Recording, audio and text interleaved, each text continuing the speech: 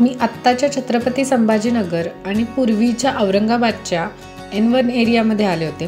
मस्त पावसाचं वातावरण झालं होतं आणि भूकसुद्धा खूप लागली होती. आणि N1मध्ये आल्यानंतर सर्वात बेस्ट ऑप्शन तर कॅनॉट प्लेसच आहे. बऱ्याच लोकांना माहिती नाही की औरंगाबादमध्ये सुद्धा एक कॅनॉट प्लेस आहे. तर तिथे हे बरका किचन म्हणून रेस्टॉरंट आहे, जिथे टर्किश, मुघलाई आणि अरेबियन डिशेस मिळतात. म्हटलं ट्राय तरी करून बघू. आधी मी कधीच खाल्लेलं नाही आहे औरंगाबादमध्ये टर्किश असं क्विझिन. मग इथे आल्यानंतर बघितलं तर इंटरनल जे त्यांचं ॲम्बियन्स आहे किंवा डेकोरेशन हे सगळं त्यांनी टर्किश पद्धतीनेच केलेलं आहे.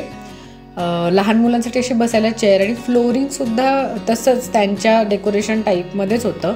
तिथे वेटर्स जे होते त्यांनीसुद्धा ती टर्किश उभी टोपी असते ती घातलेली होती. इथे येऊन आम्ही मसाला पापड घेऊन खूप मोठी चूक केली, कारण इथे ऑब्व्हियसली मसाला पापड कसा चांगला मिळेल ना. त्याच्यानंतर आम्ही मटन पाया शोरबा घेतला होता, जो खरंच खूप छान होता.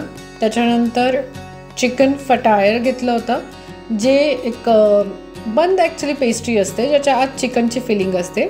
पण ही ओपन आली होती. मला कमेंट करून सांगा की असं सुद्धा चिकन फटायर मिळतं की नाही. याच्यासोबत ग्रीन चटणी होती, एक रेड चटणीसुद्धा होती, ज्याच्यात टोमॅटो आणि लाल मिरची होती. हे पांढरं जे होतं मला शेवटपर्यंत कळालंच नाही की ते कशापासून बनलेलं आहे. आणि ही जी होती ही हिरवी चटणी होती, ज्याच्यात पुदिना, कोथिंबीर आणि दही होतं. याच्यासोबत आम्ही घेतलं होतं मोरक्कन चिकन सिझलर. हे सिझलर चवीला एकदम माइल्ड होतं आणि ह्याच्यात 2 सॉसमधला भात होता. तर एक लाल होता आणि एक व्हाईट सॉस होता. तर जर तुम्ही फ्लेवर कन्सिडर करायला गेलं आणि तर एकदम माइल्ड फ्लेवर म्हणता येईल, बिलकुल तिखट असा नाही. आणि व्हाईट सॉसमध्ये सुद्धा मिरी होती थोडीफार. त्याच्याशिवाय दुसरं कशाचीच तिखटपणाची टेस्ट येत नव्हती. तुम्हाला जर असं मुघलाई किंवा एकदम आपलं भारतीय पद्धतीचं तिखट जेवण आवडत असेल तर तुम्हाला हे नाही आवडणार. पण जर तुम्ही टर्किश पद्धतीचं इथे एक्सपिरियन्स करायला आला असेल तर हे नक्कीच वर्थ इट आहे.